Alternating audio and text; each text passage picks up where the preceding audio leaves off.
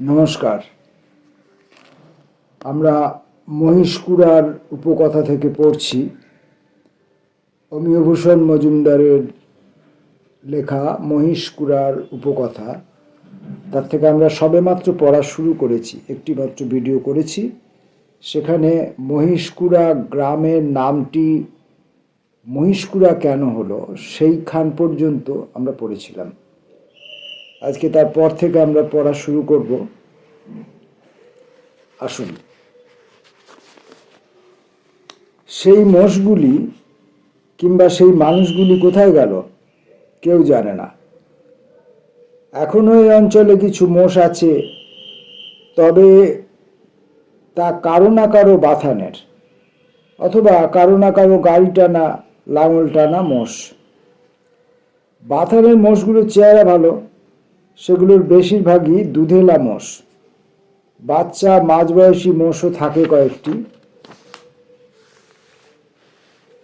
কোনো কোনো বড় বাথানে একটি দুটি পূর্ণবয়স্ক মোষও থাকে, যেমন মহিষকুড়ার জাফরুল্লাহ ব্যাপারীর বাথানে।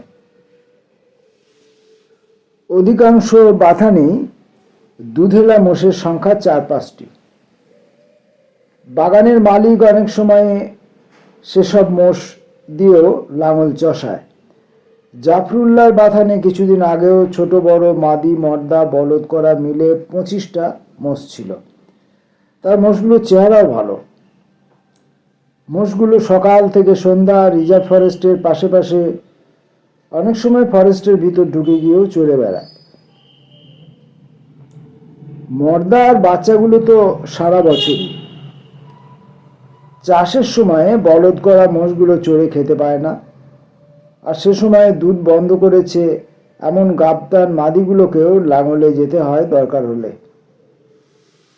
অন্য সময়ে বলদ করা মোষগুলো দুধেলা মোষগুলোর সঙ্গে বনে চড়ে। চাউটিয়া বর্মন দুধ দুয়ে নেবার পরই তাদের ছেড়ে দেয় আজিজ আর শোভানের খবরদারিতে। মর্দা মোষ দুটোই তাদের বাহন। যে মেষ দুটোকে বাগে রাখতে পারলে অন্য সবগুলো তাদের গলার ছোট ঘন্টার শব্দ অনুসারে তাদের অনুসরণ করে।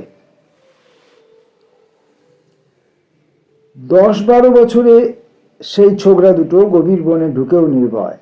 অনুমান হয় তার অনেকখানি মোষ দুটোর আকৃতি ও চালচলন থেকে পাওয়া। বনের মধ্যে সে দুটির ব্যবহার যেন দলপতির মতো। যতক্ষণ গ্রামের মধ্যে বাথানে একবারও ডাকে কিনা সন্দেহ। বনের মধ্যে থেকে থেকেই শব্দ করে ওঠে। সে ডাকে বলদ মোষগুলো মাদি বাচ্চাগুলো দূর দূর থেকে তাদের দিকে এগিয়ে আসে।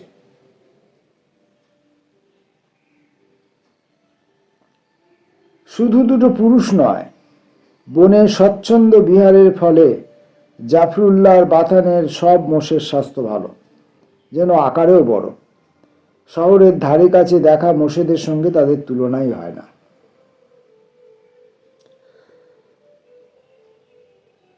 কিন্তু তাই বলে বন থেকে ধরে আনা মোষেদের মতো নয় তারা। তাদের বনের মধ্যে দেখে পোষ মানা বলেই চিনতে পারা যায়। বুনো মোষ এদিকে আর আসে না। যদি বছর 10 আগেকার সেই ঘটনাটা, যার অনেকটাই ইতিমধ্যে অস্পষ্ট, তাকে গণনায় না আনা হয়। রূপকথার মতো লাগে শুনতে। আশফাক শুনেছিল চাউটিয়ার কাছে ভোটমারির এক গৃহস্থ তার মাদি মোষকে এনেছিল জাফরুল্লাহর বাথানে। এসব ব্যাপারে, যেমন বাথানের দুধ দোয়ার ব্যাপারে কিংবা প্রাণীগুলোর কোনোটিকে রোগে ধরলেও চাউটিয়াই কর্তা। এমনকি বীজের দাম বাবদ 2 টাকা মাদি মোষের মালিকরা যা দেয় তাও চাউটিয়ার প্রাপ্য। চাউটিয়া প্রথমে ভোটমারি সেই গৃহস্থকে জাফরুল্লাহর মোষ দুটোর মধ্যে একটাকে পছন্দ করতে বলেছিল। আকারে প্রকারে বলবীর্যে দুটো প্রায় একই রকম।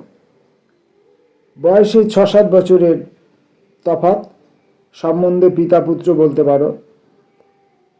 বুনো হলে দলপতি কে হবে তা নিয়ে দ্বন্দ্ব হওয়ার সময় হয়েছে। সেক্ষেত্রে কোনটি হারত তা নিশ্চিত করে বলা যায় না। এসব শুনে সেই গৃহস্থ তরুণতরটিকেই পছন্দ করবে মনে করেছিল, কিন্তু চাউটিয়া পরামর্শ দিয়েছিল বয়স্কটাকে নিতে। সেই সূত্রেই এই গল্পটা বলেছিল চাউটিয়া। তখন আশ্বিনের শেষ রাতে গা শিনশিন করতে শুরু করেছে। সকালে বনের গায়ে কুয়াশা দেখা দিতে শুরু করেছে। বছর দশেক আগের কথা। জাফরুল্লাহর বাপ ফয়জুল্লাহ তখনও বেঁচে। চাউটিয়ার বয়স তখন 40-এর কাছাকাছি। তখনও সেই বাথানের কাজ করে। চাউটিয়ার বাপ নাকি মোষ ধরা ফান্দি ছিল। যাক সে কথা। আশ্বিনের ভোরের প্রথম শীতের আমেজ অন্য লোকে যখন কাঁথা টেনে নিয়ে পাশ ফেরে, বুড়ো ফয়জুল্লাহ তখনই উঠে পড়ত। আর তার দিনের প্রথম কাজই ছিল দাড়িঘরে এসে বসে বেশ বড় এক কলকে তামাক প্রাণ ভরে টানা। দিনের আলো তখনও অস্পষ্ট, ছায়া ছায়া। ফয়জুল্লাহ অন্দর থেকে তার হুকা হাতে দাড়িঘরের কাছে প্রায় এসে পড়েছে। হঠাৎ মোষের ডাকাডাকি তার কানে গেল। সাধারণ ডাকাডাকি নয়, অস্বস্তিতে সে থেমে গেল। কিন্তু নেশার টান। সে দেখতে পেল চাউটিয়া দাড়িঘরের খড়ের ধোঁয়ায় আগুন দিয়ে ফুঁ দিচ্ছে, তামাকের আগুন। সুতরাং সে দাড়িঘরের দিকেই হেঁটে চলল। কিন্তু অস্বস্তিটা যাওয়ার নয়। কলকে হুঁকায় চড়াতে গিয়ে সে থমকে গেল। বাথানটা দাড়িঘরের থেকে উত্তর পূর্বে 50 হাত দূরে। প্রায় মানুষ সমান উঁচু দোফলা বাঁশের চেকোয়ার, শাল কাঠের খুঁটি দিয়ে শক্ত করা। কিছু কুয়াশা সেদিকে। সেই কুয়াশার মধ্যে সেই মানুষ সমান উঁচু বেড়ার মাথার উপর দিয়ে একটা মোষের কাঁধ আর উঁচু করা শিং সমেত মাথা। অভ্যস্ত চোখের এক পলকেই সে বুঝতে পারল সাধারণ মোষ নয় সেটা।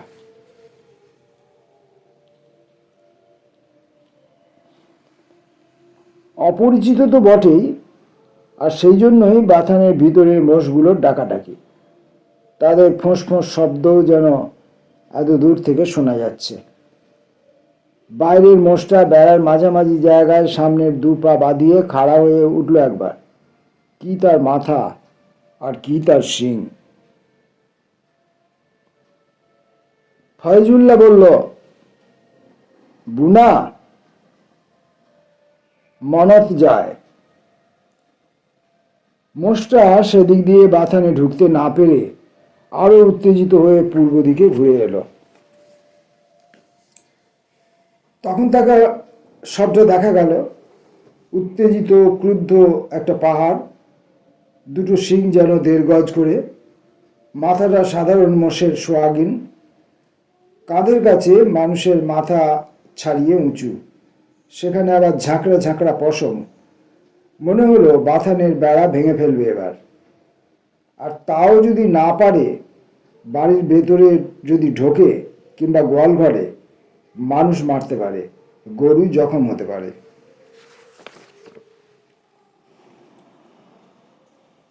ভয়ে আড়ষ্ট হয়ে গেল চাউটুয়া আর ফয়জুল্লাহ। এদিকে তখন বাথানের ভিতরে মোষের ডাকাডাকি আর বাইরে সেই যমদূতের আস্ফালন। বেড়ার ফাঁক পেতে ঘুরছে সে, মাথা নামিয়ে আক্রমণের ভঙ্গিতে ফোঁসফোঁস করছে, খুর দিয়ে মাটিতে গর্ত করছে। ভয়েই বুদ্ধি জোগালো প্রথম, তারপর বুদ্ধিটাকে ফয়জুল্লাহর পছন্দই হলো। জানোয়ারটা মানুষের গলা শোনে এমনভাবে, গলা না শোনে এমনভাবে গলা নামিয়ে ফয়জুল্লাহ বলল, ডাকপাড়া মাদিটাক ছাড়ি দেও। যে মাদি মোষটা ডাকছে ভোরের অন্ধকারে যার ডাক এই বুনোটাকে টেনে এনেছে, সেটাকে ছেড়ে দিলে অন্য মোষগুলো সমেত বাথান নিরাপদ হবে। কারণ দুটোই সেক্ষেত্রে বনের দিকে চলে যেতে পারে। দ্বিতীয়ত, যদি মাদিটা বুনোটাকে ভুলিয়ে ঠান্ডা করে ফিরিয়ে আনতে পারে, একটা ভালো মোষ লাভ হয়ে যাবে। এই শেষের যুক্তিটা মনে হতেই ফয়জুল্লাহর চোখের কোণে হাসি দেখা দিয়েছিল। এরকম একটা কথা আছে বটে, যদিও ফয়জুল্লাহর মুখের সামনে কেউ বলে না, যে তার বাবা নাকি ভৈশ্য বাউদিয়ার দলপতি ছিল এক সময়, যদিও ফয়জুল্লাহর এখন অনেক জমি জিরাত।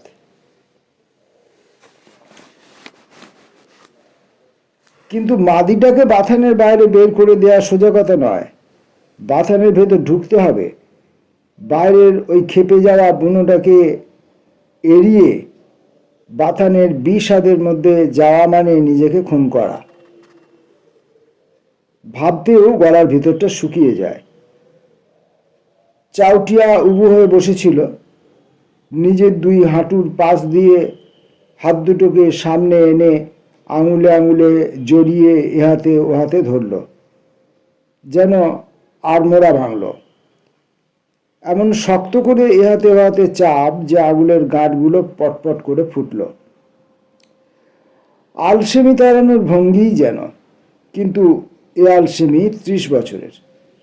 তার বাপ ফান্দির কাজ ছেড়ে দেওয়ার পরে যে 10 বছর বেঁচে ছিল, আর বাপের মরার পর থেকে তখন পর্যন্ত তার নিজের জীবনের 20 বছর, একুনে যে 30 বছর ফান্দির দড়িতে হাত পড়েনি, সেই 30 বছরের আলসেমি ভাঙতে চেষ্টা করছে যেন চাউটিয়া। বাথান আর দাড়িঘরের মাঝখানে যে 50 হাত, তাতে আড়াল আবডাল খুবই কম। দুটো আশচাওড়া আর একটা বুনো কুলের ঝোপ, ছোট ঝোপ, এপারে দাঁড়ালে ওপার দেখা যায়। মাঝে মাঝে ঘাস আছে 1-1.5 হাত উঁচু, কিন্তু বেশিরভাগ জমি দুর্বা ঢাকা। সবচাইতে বিপদের এই বাথানের বেড়ার কাছে 4-5 জমি একেবারে ফাঁকা। বাথানের দরজার দিকে যাওয়াই যাবে না, তার কাছাকাছি বুনোটা। একেবারে উল্টো দিক দিয়ে বাথানের বেড়া বেয়ে উঠে বাথানের ভিতরে নেমে ডাক পাড়া মাদিটাকে আলাদা করে দরজার কাছে নিয়ে এসে সেটাকে বার করে দিতে হবে। এক হাতে হুড়কো তুলতে হবে, অন্য হাতে তাড়াতে হবে মাদিটাকে। যদি বুনোটা টের পেয়ে যায়, বেরোনোর পথে মাদিটাকে যদি দেখে ফেলে, তবে সেটা তেড়ে আসবেই। তখন মাদিটাও বাথানে পিছিয়ে আসতে চেষ্টা করবে। দুয়ের ধাক্কায় শিঙের গুঁতোয় প্রাণ যাওয়াটাই স্বাভাবিক। গামছাটাকে লেংটির মতো করে পরে লম্বা সরু গোছের একটা পেন্টি পিঠের ওপরে নেংটির ফাঁদে গুঁজে বুকে হেঁটে চাউটিয়া বাথানের দিকে অগ্রসর হয়েছিল। বুনোটা তখন বাথানের পূর্ব দিকে। দক্ষিণ ঘেঁষা পশ্চিমে বাথানের গা ঘেঁষা জামরুল গাছটায় উঠে তার ডাল বেয়ে এগিয়ে তা থেকে ঝুল খেয়ে বাথানের ভেতরে নেমেছিল চাউটিয়া। ডাকপাড়া মাদিটাকে খুঁজে নিয়ে দরজা খুলে বের করে দিয়েছিল। মাদিটা মুখ বার করতে না করতে আর একবার ডেকে উঠল, আর একই সঙ্গে ঝড় আর ভূমিকম্পের মতো তেড়ে এলো বুনো। ভাগ্য ভালো, মাদিটা বাথানের দিকে না ফিরে বাইরের দিকে ছুটল। সেই সময় চাউটিয়া বুনোটাকে ভালো করে দেখেছিল। সামনের ঠ্যাংটা দুকনা পিছলা ঠ্যাং, দুকনার চায়া 1.5 হাত উঁচু। সিংহর ছবি দেখছেন তোমরা, কান্দাতে যেমন চুল। ভোটমারির সেই গৃহস্থ বলেছিল, তুস তোমরা দেখি মস্করা করেন। তার বিস্ময় ও অবিশ্বাস স্বাভাবিক। মোষ সে অনেক দেখেছে, তার নিজেরও গোটা কয়েক আছে। হতে পারে সেই বুনোটা প্রকাণ্ড ছিল, তাই বলে ওরকম অদ্ভুত গড়ন হয় না। কিন্তু আগ্রহভাবে আশফাকও শুনছিল গল্পটা। সে নড়ে বসে বলল, তার পাছত? গল্পটার শেষটুকু এইরকম: ঘণ্টাখানেক পরে ভালো রকমের নাস্তা মেরে মজবুত 30 লম্বা দড়ি, হালকা দা, বেতের পেন্টি, লম্বা সরু মজবুত লাঠিকে পেন্টি বলে, কয়েকদিনের মতো চিরা গুড়, লঙ্কা, নুন নিয়ে নেংটি পড়া চাউটিয়া মোষের খোঁজে বেরিয়ে পড়েছিল। ভোটমারির লোকটি জিজ্ঞাসা করল, চাউটিয়া, এই বড় মদ্দাটাকেই সেই বুনো মোষ বলে বোঝাতে যাচ্ছি কিনা? চাউটিয়া বলল, সে মোষ ধরা যায়নি, সেটা মোষ কিনা তাও সন্দেহ আছে। মাদিটাকে অনেক কষ্টে খুঁজে পেয়ে তাকে ফিরিয়ে এনেছিল 7 দিন পরে। ফয়জুল্লাহ খুব ঠাট্টা করবে ভেবেছিল, কিন্তু করেনি। সেও মোষটাকে দেখেছিল। কিছুদিন পরে দেখা গেল মাদিটা গাবতান। এই মদ্দাটা সেই বাচ্চা, আর ছোটটা সেই বাচ্চার বাচ্চা। তাহলে আমরা আজকে এই পর্যন্তই পড়লাম যে সেই বুনো মোষ, যেটি মোষ কিনা সন্দেহ ছিল, মোষ নাও হতে পারে, মোষের মতো অন্য কোনো প্রাণী হতে পারে, তার যে আগমন এবং তার যে পরিচিতি এবং তার থেকে আত্মরক্ষার যে বিবরণ, যে কাহিনী, এবং ওই বর্তমান যে দুটি মোষ, তার মধ্যে বড় মোষটির পরিচয়, তার পৈতৃক পরিচয় দেবার যে কাহিনী, সেটা এইটুকু অংশের মধ্যে আমরা পেলাম। একটু জটিল, একটু ভাবতে হবে। বিশেষ করে ওরা যখন নিজেদের ভাষায় কথা বলছে, সেইখানগুলো একটু অন্যরকম ভাষা, তো আমরা সেই ভাষার সঙ্গে পরিচিত নই। যেমন চাউটিয়া যখন বলছে, সামনার ঠ্যাং দুখনা পিছলার ঠ্যাং দুখনার চায়া 1/2 হাত উঁচা, মানে সামনের ঠ্যাং দুটো পিছনের ঠ্যাং দুটোর চেয়ে 1/2 হাত বেশি উঁচু। সিংহর ছবি দেখছেন তোমরা, দেখছেন তোমরা, এটা হলো ওখানকার ভাষা। দেখছেন, আমরা সাধারণত সম্মানীয় ব্যক্তিকে আপনি আগে দেখছেন, করছেন, আসছেন, বলছেন, এসব বলি। আর তোমরা হলে বলি দেখছো, করছো, বলছো, হাসছো, এরকম।